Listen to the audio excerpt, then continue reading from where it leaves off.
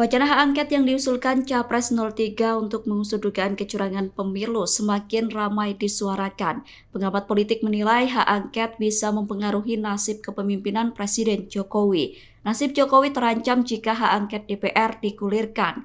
Pernyataan itu disampaikan oleh Direktur Eksekutif Indonesia Political Opinion atau IPO, Deddy Kurniasyah pada Minggu 25 Februari. Menurut Deddy, hak angket akan mempengaruhi apakah Jokowi akan turun dengan terhormat atau tidak.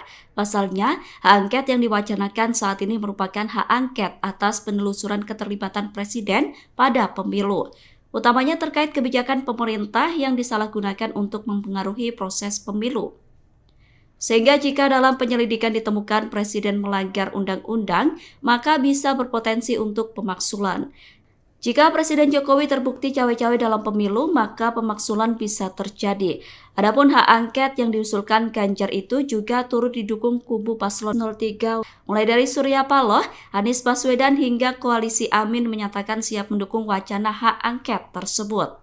Download Tribun X sekarang, menghadirkan lokal menjadi Indonesia.